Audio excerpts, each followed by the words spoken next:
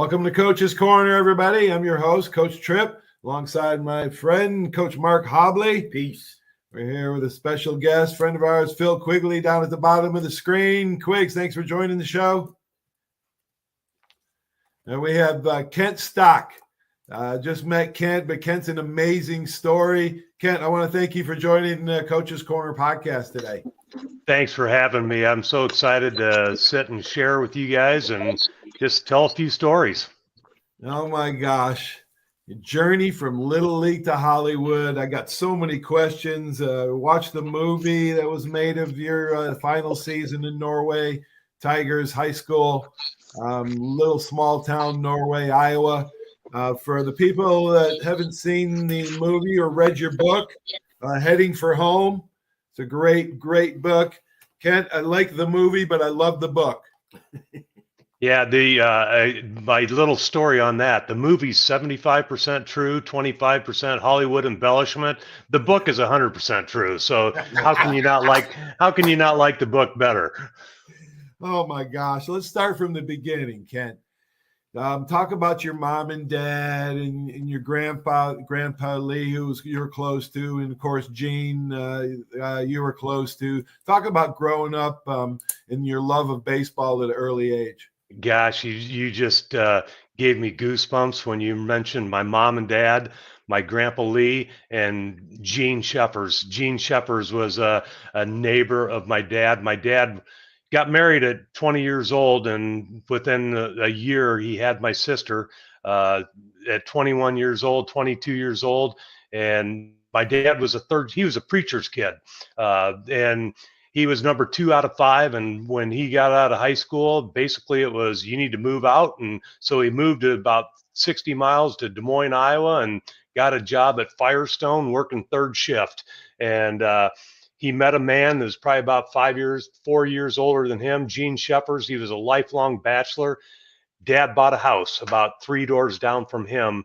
So Gene ended up becoming my second dad through my whole life. I think my mom and dad weren't blessed with a lot of money when I was a kid. And I think Gene bought my first baseball glove, my first bat. He was at every Little League game. He just a mentor and role model to me, but my mom and dad were probably the greatest influence on me and my life. Love to tell you that they're both living today. They're 87 years old, Wow. live 2 hours away from me. They don't get far from home anymore, but I tell you what, they have more spunk than anybody that I know. And I talk to them once a week and just to check in, and they grow me like a podcast. We talk for an hour on the phone and they just, what's your week been like and everything like that. So great role models. But my mom, she was the oldest of 6 kids living on a farm in small town, north central Iowa. And her parents, my grandparents, Grandpa and Grandma Lee, they were young when they had her. And then 13 years later, they had 6 kids on the farm. My mom was kind of like the mother to her 5 siblings, because Grandma was out on the farm, working the farm with Grandpa. And at about age 55, my grandpa just said, you know what, I can't, farming's hard on my body. And he said they sold the farm, didn't allow any of the kids to buy it. He didn't want them to have to work the hard life like he had. And so he sold it, moved to town, Story City, Iowa, which is about 35 minutes away from where I was born and raised in Ankeny. And my grandpa and grandma were at every Little League game. They were at even when I got into high school, grandpa and grandma would show up in some, Division III small school town, and there they were to watch their oldest grandson, to play baseball. So I was blessed with a ton of great mentors. Wow. Yeah. The champions and mentors in everybody's life that we all are so thankful for, especially later on in life, for getting us where we are. What an amazing story. How far is Ankeny from Norway? And I know you started teaching and coaching after you got out of college, and then you were teaching girls volleyball. So tell our audience about the transition from volleyball and how you actually were at Belgrade for 4 years, 5 years? Oh, and how you got to Norway High School, which was how far away? Well, it's people that hear me speak. I do public speaking across the country. They'd say, Kent, you're really good at making a short story long. So, born and raised, my goal in life, and my parents will confirm this, is that my goal in life was to be a Major League Baseball player. Bob Gibson was my favorite player, pitcher number 45 for the St. Louis Cardinals. And I remember my dad taking me to my very first professional baseball game in St. Louis, and Bob Gibson was a pitcher. I was 10 years old, 1971, and Bob Gibson won his 200th game that night. And I tell you what, I was in heaven, So I'm sitting there thinking, hey, this is awesome. In 10 years, I'm going to be playing in this stadium. I'm going to be Bob Gibson's shortstop, and so Dal Maxwell ended up playing it instead of me. But, so I had that goal. I get through high school. My parents they supported my love. They supported my dream, but they always told me, said, Kent, you need an alternative plan. Well, I got to my senior year in high school, didn't focus on that alternative plan very much, and I wasn't drafted.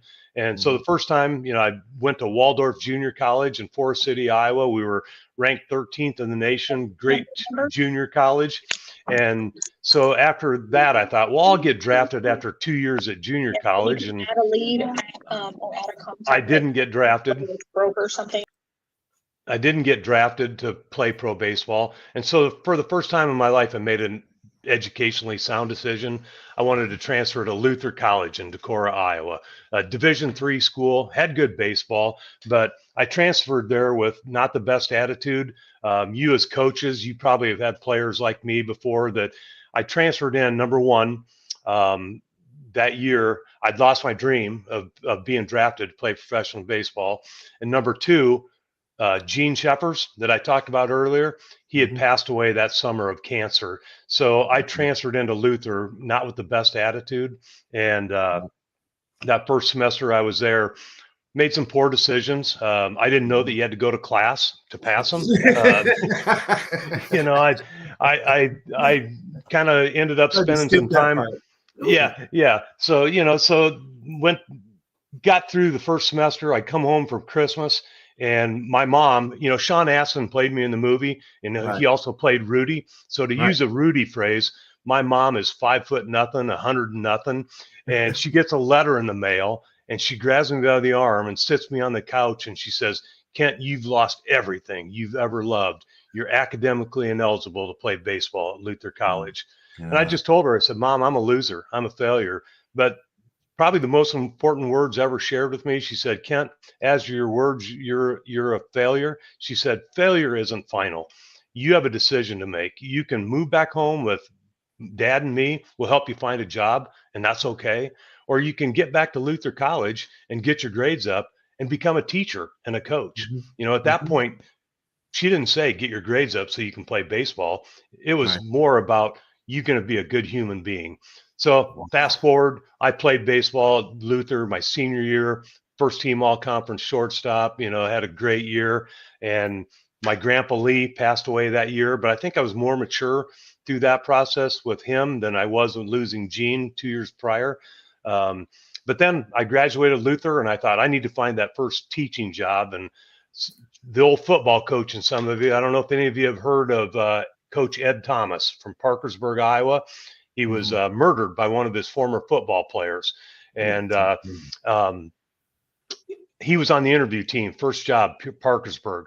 They didn't offer me the job, but they were looking for a high school, boys basketball coach. And I wanted to be baseball. So they offered it to a veteran, somebody that had been coaching for 5 years. But a coincidence, he had a best friend that was high school principal in Belle Plaine, Iowa. And he called him and he said, Bob, you need to hire this kid from Luther College. So off I go to Belle Plaine, Iowa, town of about 2,500 people, go through the interview. I go back home after the interview with my mom and dad, and I get the phone call from the superintendent. He says, Kent, we'd like to offer you the high school business ed teaching position. We also have some coaching. how would you like to be our junior high girls volleyball coach? I thought, you got to be kidding me. I want baseball. But I had my mom and dad in the background saying, take the job. You need to move out of the house. You need to start making some money. So I knew nothing about volleyball, but I studied the sport, watched videos, ended up building up a really good team. We were ranked top 10 in the state. And fall of 1989, we were going to play the winner of Norway and Mount Vernon, Iowa for the district championship. And they were playing on a Tuesday night. So I thought, I'm driving over to Norway, Iowa to scout this match so that we can have our first district championship 2 nights later. Well, I walked into the Norway gym. You've all seen the movie Hoosiers. The movie Hoosiers, you think of that basketball gym, that was Norway, Iowa. You know, town of 586 people is all small little Hoosiers type gym. And I saw a man up in the corner. I knew who it was. It was the legendary Norway baseball coach, Jim Vanskoy. You know, town of 586 people, they'd won 18 state baseball championships in 23 years. And so I sat about 5 feet away from him. But as the volleyball match went on, I started sliding closer and closer to him. And with sweaty hands and my stomach tied knots, I finally reached out and I said, Coach Vanskoy, I'm Kent Stock from Belle Plaine. We ended up talking the whole night, and he was telling me about his longtime assistant coach who just resigned from baseball, and he was looking for a new assistant coach. And again, my hands all sweaty. I said, Coach Vanskoy, would you ever accept an application from a guy from Belle Plaine? And he goes, absolutely, all rough and gruff. He says, send a letter to my athletic director. And I said, well, who's your athletic director? He goes, me, Jim Vanskoy. Yeah, so that's how you got there. That's how you got 1 season under him. And talk about that season, that state title season. And because you guys, that high school is just amazing. You've had Hal Trotsky, hitting star for Cleveland and White Sox in the 30s. Mike Boddicker, of course, the World Series title of Baltimore.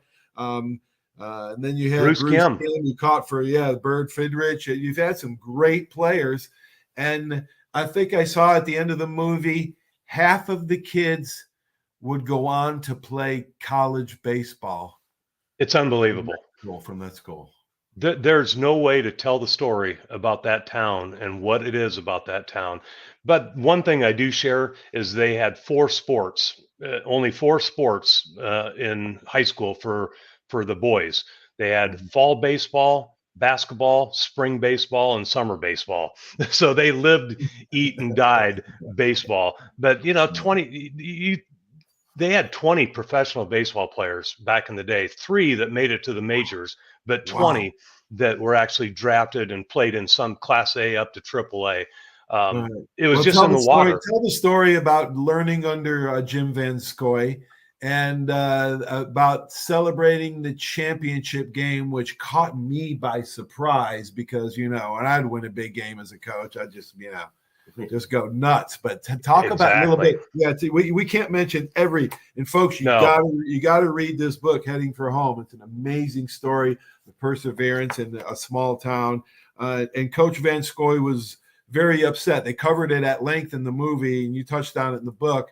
Coach was really upset that they were combining with Madison County, and talk about those last 2 years, the 2 state titles. Last 2 titles. Well, that year that I was his assistant, I learned more from him about being a good person and being a mentor and a role model than I did about baseball. He has a plethora of knowledge of baseball. Don't get me wrong. But I learned about being a good person, good human being, and being good to kids. He was rough and gruff, and Powers Booth does a great job of playing in the movie, but he's a teddy bear at heart. I one-on-ones with him. But we went on. We won their 19th state championship that summer. And me as this kid coach, I'm sitting in the dugout. We get the final out, and I'm ready to storm out onto the field and celebrate with the team on the pitcher's mound. And he just sticks his arm out like that and stops me. And he says, this is for the kids, not us. This is about them, not us. And that tells you a lot. You see, you guys watch sports all over. I watch more sports than ever. And you see a lot of coaches that it's about me type of coaches. You know, they run the sidelines, do this and that. That wasn't him. It was about the boys. It was about those we had 14 kids on the team, you know, and that was 8th grade through 12th grade. We had 8th graders on the team. You know, it was about those 14 boys. It had nothing to do with Coach Vanscoy and about me. And I learned a lot from that. It helped me become a better volleyball coach as I kept coaching volleyball, helped me in that next year when, you know, they merged the school together. He was very outspoken, and he had an opportunity to go be the Class A pitching coach for the Detroit Tigers. And he said, Kent, would you take this team in their final season? Because they were closing down the school at the end of the year. And so obviously I took that team, and I was so nervous. I remember the first meeting I had with the team, you know, they were all boys that I knew from the year before, but Yeah. I sat at the chalkboard, you know, back in the days of chalkboards. And Right. I said, guys, let's set some goals. And the room went quiet. And I thought, oh my gosh, I'm failing at my first ever team meeting with the guys. Nobody said anything. All of a sudden, my center fielder, he raises his hand. He goes, Coach, we only have one goal, and that's to win Norway's 20th and final state championship. You talk about pressure. You know, I felt that pressure.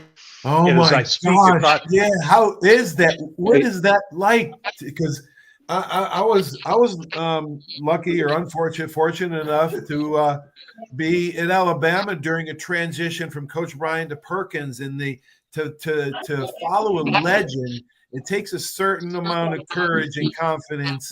Talk about that talk about that pressure that you had.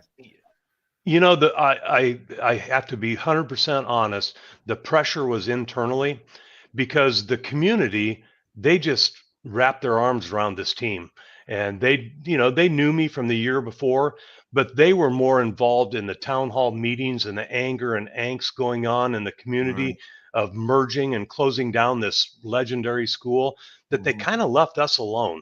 But me internally, as competitive as I am, I excuse me, I felt that pressure.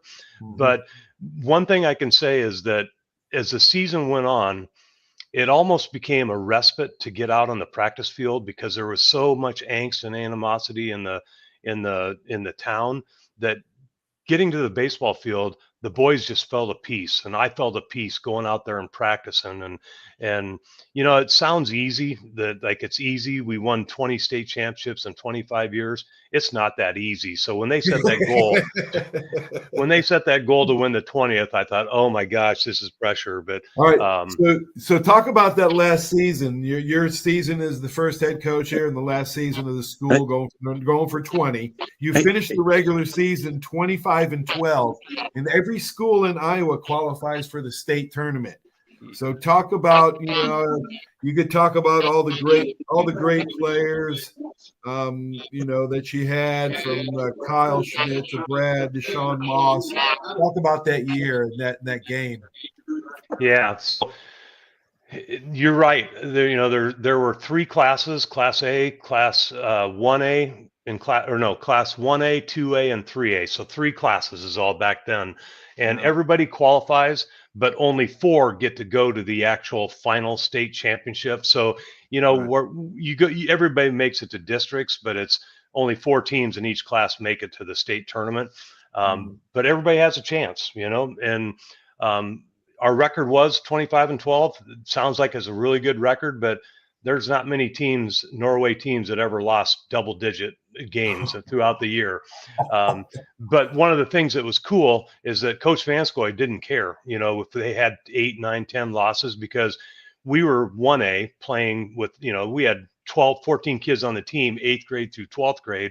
We were playing the Cedar Rapids Jefferson teams, the Des Moines teams. He just built a schedule of all these large schools teams, so that when it got to tournament time, we were playing our same class teams. We were very well prepared. So we made it to the state championship game, which was awesome, you know, and I get to, when we won that game, to go to the state championship game, I kind of felt a peace, like, you know, if we don't win this championship, I know at least we made it to the state championship. We get to that state championship game. Sean Moss, what a stud. I mean, he was just amazing. Jimmy Walter pitching too.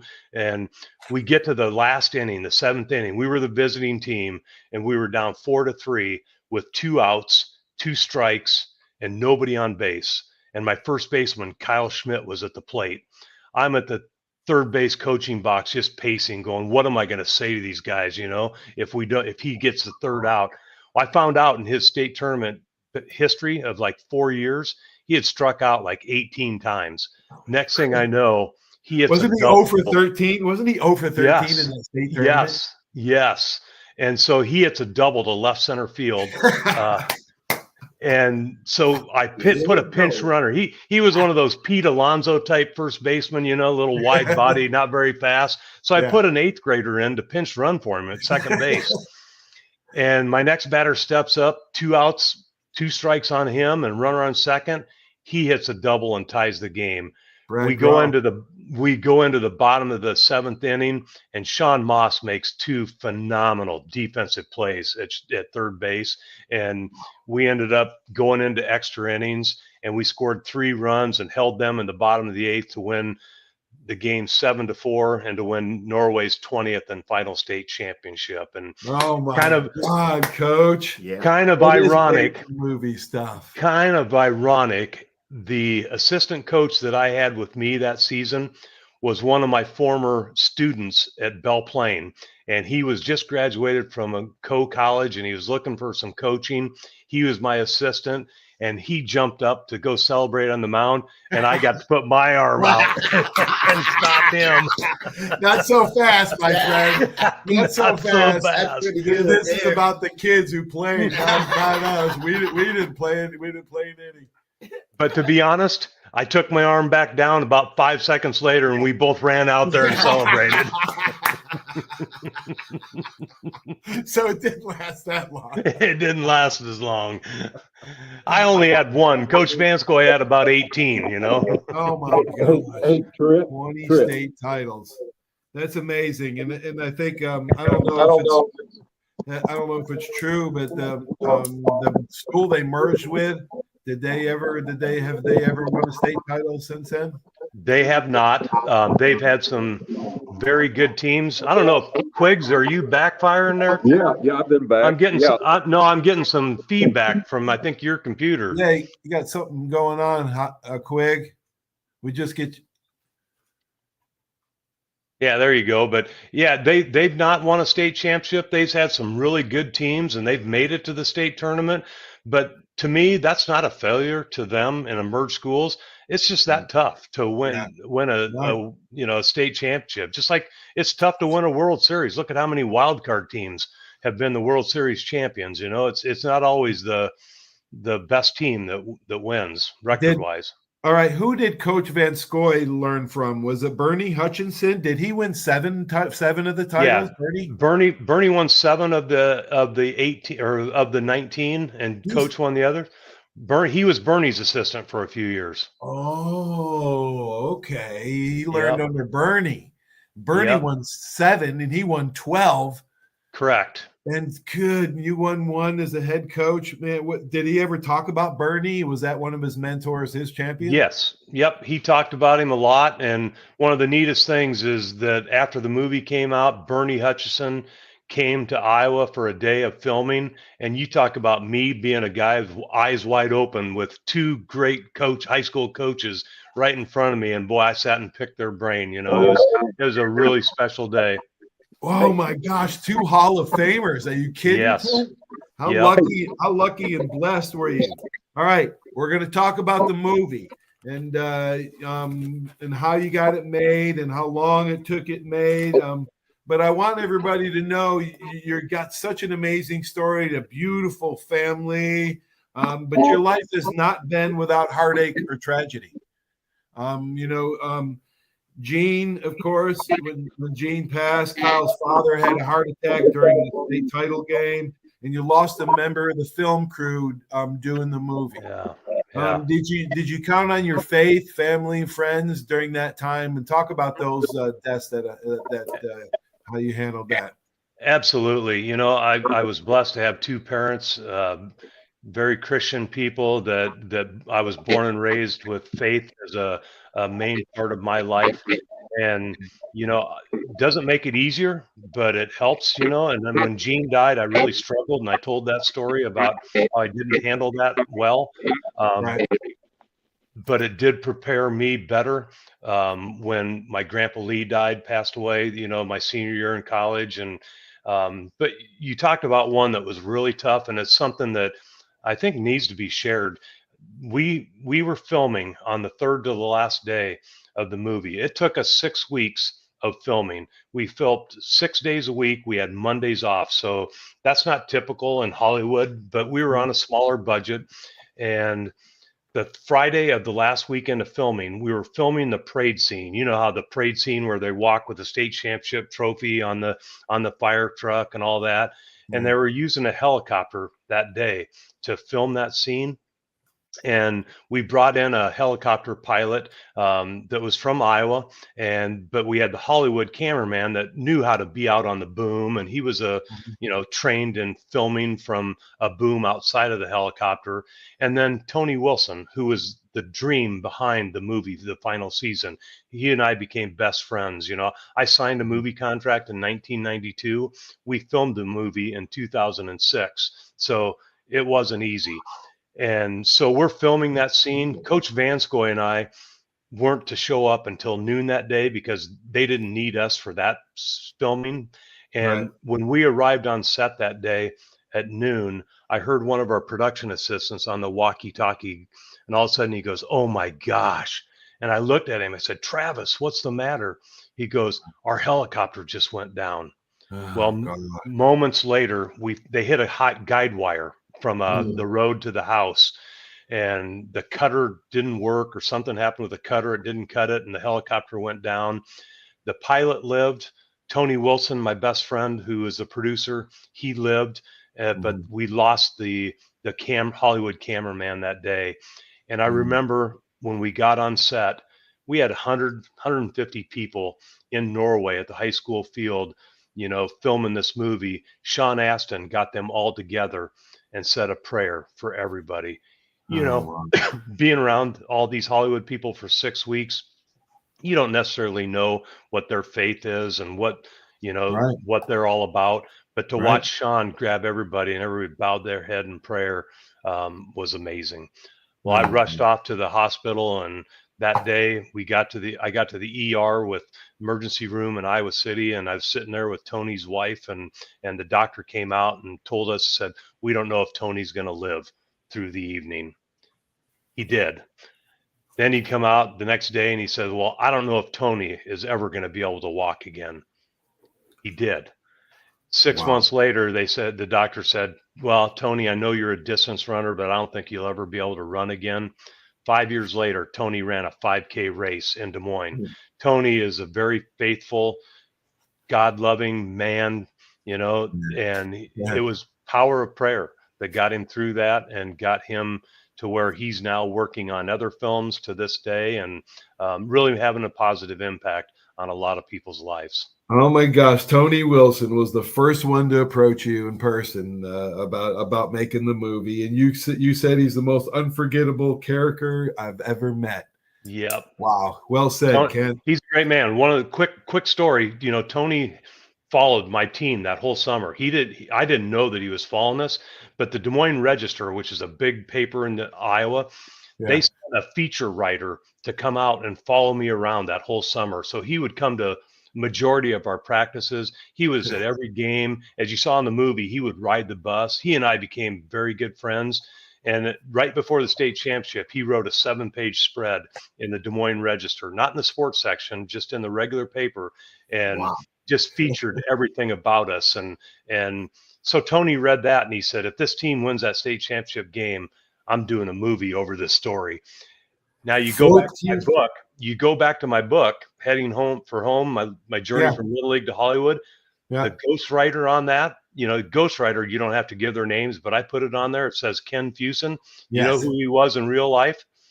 He was a newspaper reporter. He had just gotten laid off at the Des Moines Register, and he helped me write that book. So, oh, what a beautiful thing! I'm glad you mentioned that, Ken. Yep. I meant to do that, but thank you for doing that. Yeah, that's amazing. 14 years to make the movie. It's almost like the Rudy Rudiger story. It took him 12, 14 years to get his movie Rudy made. Sean Astin played both of them. We're gonna get Sean on, but he got down on his knee when you first met Sean Astin, bowed toward you, and he stood up, grabbed you by the shoulders, and said, "You, Kent Stock, have been in my head for a year." That's Wow. right. Rudy been in Sean Astin's head for a year. Rudy, talk about that first meeting and some of the great cast that you had, from Powers Booth to Tom Arnold and Larry Miller, one of the funniest guys, I guess, in the movie. Yeah. Talk a little bit about the movie and how hard it was, but how satisfying it was. It was amazing. 14 years or many years where I thought this would never get done. I switched jobs, moved to a different city, and all of a sudden Tony would find me, and I was a principal of a middle school over in Cedar Rapids, Iowa, and my admin would say, "Kent, there's some Tony Wilson on the line." Oh yeah, patch him through, but he had the very first script was 100% true. Nobody from Hollywood came calling. Fast forward about 8 scripts later, where it was 75% true, 25% Hollywood embellishment. That's when David Mickey Evans read the script and he said, "I want to be the director of this movie." I've been speaking for 16 years, motivational speaking for 16 years. I asked this question: has anybody in this audience ever heard the name David Mickey Evans? Not one person has raised their hand. And I said, but every one of you will know his greatest work. He was the writer and director of the movie Sandlot. And then all the hands go up. Everybody's read it. Right. So David read it and he goes, "I want to be the director of this movie." Second person to read it was Sean Astin. He read it and he said, "I want to play Kent Stock." Well, then we got the ball rolling. That's when things started fast forward, and we raised all the money to film the movie locally here in Iowa, and it just took off. And then, like you said, we got, Powers Booth, Rachel Lee Cook, Larry Miller. One of the funniest guys was Jimmy Gammons. Jimmy Gammons was in some great baseball movies, like You May Run Like Dorn, or you may, some of those movies. And we did a cast and crew and an investor party, and they made him get up and recreate that scene. I forget the name of the movie, what it was, but he recreated that scene, and the place just brought the house down. Between Jimmy Gammons and Larry Miller, two of the funniest guys I've ever met in my life. But oh my gosh, it was awesome. But one last thing, when I first met Sean Astin, that was true. He got down on one knee and he said, "You've been in my head for a year." They study the people that they're going to play, and they try to look. Right. He knew stuff about me that I didn't even know about me, And I remember the one thing he said to me. He says, "Kent, this movie is going to set a record." And I said, "Really? What record's that?" He goes, "Where the real life character's better looking than the actor." Oh my gosh. What a story, Kent. Man, just a beautiful, beautiful thing. How was your family? How's wife Laura and your daughters Kendra and Kylie doing? Lori's doing amazing. We just got back from a 2 weeks in Florida for a little mini vacation. The first week we flew Kendry and Kylie. They're 23 and 25 years old. And you never know when that's the last, they both have serious boyfriends. So you never know when it's the last time where it'll just be the 4 of us. And we just had an amazing week. And just to, it's fun to have an adult kids. I miss the days when they were younger, but you do all you can as a dad, trying to be a mentor and a role model to them so that they grow up and make good decisions. And to be able to spend a week like we did at January 20th to the 27th, and just to see them as young adults flying in their careers and doing great things, just makes as a dad and a mom, our heart is just filled. Yeah, wait till you have grandkids, though, Ken. That's when, you can give them back and spoil them and have all your fun with them. Well, I want to thank you for doing this, Ken. You're really very interesting. I loved both the movie and the book. You've got an amazing story, and maybe we can do it again soon sometime. That would be great. And thanks to our great connector, Phil Quigley, for hooking us up. Yeah. And if Yeah, and if anybody ever wants to reach out to me at all, they can go through you, but my email is kent@kentstock.com. It's simple. Oh, and get the book, Heading for Home. Kent Stock, That's right. Ken Fuson. Beautiful story. Thanks, Ken. God bless you, bud. Thank you. God bless you. Thank See you, you, bud. guys. We'll So see long. ya. So long. Appreciate it. See you, Coach. All right. Wow. It was amazing, Hobbs. Exactly. Wasn't it? Beautiful story like that. Get the book, watch a movie on Amazon. It's free. You can go to Amazon, the final season, and watch a movie about Kent Stock and the 20th state baseball high school champion. Hey, Trip. Hey, Greg. Hey, Trip. Back. You know, one thing I was curious about in the movie, and as Kent said, there's the Hollywood movies as we know, but in the movie they had Coach Van Scoy getting upset when they were going to merge them with the local high school, Madison, and then that's when he left. And it kind of sounded like Kent was saying that he left just to go to the Tigers. I think he went to like AAA as the pitching coach. But I was just curious about that. If I'm sure there was a lot of people upset because that's all that town is. Oh yeah, the movie was a lot about how upset they were about it. Right. They were all upset about losing the tradition, and I can understand why. Tradition's important.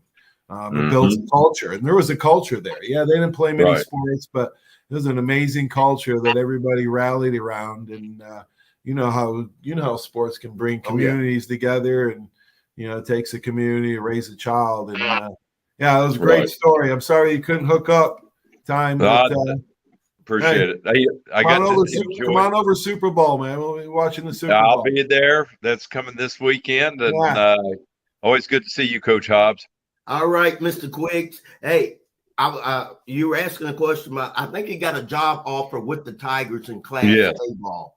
Yeah, Class A. Okay. Yeah, Class A. Well, and one last thing, Trip, and I'll let you. I know you got to get off here, but and you probably already knew this. In the movie, the lawyer that came into town, she, to kind of see if they should merge or not, they had that as Kent's, romantic, right interest. Yeah. And actually, as you probably know, his wife Lori was a school teacher. Right. That was 25. Yeah, that's 25% that was embellished. Yeah, they really got to throw some kind of love story into the great story, and try to. I don't know what they're trying to do, but they ruin half of them. Just tell the story, for crying out loud. Hey, Trip, got to be somebody behind it. I'm 75% Hollywood anyway. All right, Quig, I gotta go, man. See ya. All right, brother. All right. Stay tuned for these great messages, everybody. Thanks for watching the show. Have a great sports weekend. We'll talk to you soon. So long. There's a reason why Hill Kelly in Pensacola is the #1 selling Chrysler Dodge Jeep Ram dealer between Jacksonville and New Orleans. While other dealers have taken advantage of a competitive market with higher prices, Hill Kelly has discounted prices to the lowest of the year. And Hill Kelly in Pensacola won't surprise you with excessive charges beyond the selling price. Come see why people from Milton, Pace, Foley, Bay Minette, Daphne, Gulf Shores, Mobile, and beyond are driving to Hill Kelly in Pensacola to buy their next new Chrysler, Dodge, Jeep, or Ram. At Hill Kelly, the bottom line price and your satisfaction are what really matter. So before you sign, check the bottom line and make the trip to Hill Kelly in Pensacola to see what true local ownership can do for you. At Hill Kelly Chrysler, Dodge, Jeep, Ram, Highway 29 in Car City, Pensacola. Or shop online 24/7 at hillkellydodge.com. When it comes to bottom line pricing, nobody beats a Hill Kelly deal. Nobody. Hey, Bill, some game, huh? I haven't really noticed, Paul. What? The biggest game of the year? I've been looking over my insurance. Talk about problems I'm trying to figure out. Well, do what I did. Call the Seiler Agency. They showed me what I needed and what I didn't. They even saved me money. Now, instead of worrying about my insurance, I can worry about the big game. Contact the Seiler Agency at 476-7443 for all of your insurance needs. Your independent agent for home, auto, boat, RV, commercial, general liability, life, and sound investment strategies. Call 476-7443 today. Step One works so hard to get you in the perfect car. Looking Looking for a better car buying experience? With the Step 1 Advantage from Buick GMC, Fort Walton Beach, and Pensacola, receive no-hassle market-based pricing or incentives by pre-ordering. Looking to sell or trade? Our dedicated team will even come to you. Plus, every vehicle sold at Step 1 supports local charities right in your neighborhood. Experience the Step 1 Advantage at Buick GMC, Fort Walton Beach, and Pensacola today. Are you riding around in a filthy vehicle? Dirty car no more. Visit Ronnie's Car Wash today to get it shining in no time. They have 3 convenient locations with another coming soon. The unlimited monthly wash packages start as low as $14.95 per month with free vacuums, multi-purpose spray and towels. Visit them in Gulf Breeze, Navarre, Fort Walton, and soon Crestview. Don't wait, wash today. Be sure to see Ronnie's Car Wash on Facebook to see the latest specials and discounts. You'll be riding and shining in no time. 75 years of service and high tech today. It's Pensacola Glass Company at 433-8348. High tech is a term often applied to advanced services and products in today's marketplace. And today, glass is much more than a simple painted brittle, see-through stuff we hit baseballs through when we were kids. Glass is now a product with unique flexibility in both performance and application. And Pensacola Glass Company is growing right along. That's Pensacola Glass Company at 433-8348. Did you know there's a place where you can get good neighbor service and surprisingly great rates on your home and auto insurance? Yep, and that place is, ta-da, State Farm. Here's the deal. State Farm agent Will Rentschler is your go-to agent in Pensacola, Florida for the service you deserve at the price that you want. So stop shopping around. State Farm agent Will Rentschler has you covered. Call 850-433-4678 for your surprisingly great rates today. Like a good neighbor, State Farm is there. Legal disclaimer, individual premiums will vary by customer. All applicants subject to State Farm underwriting requirements.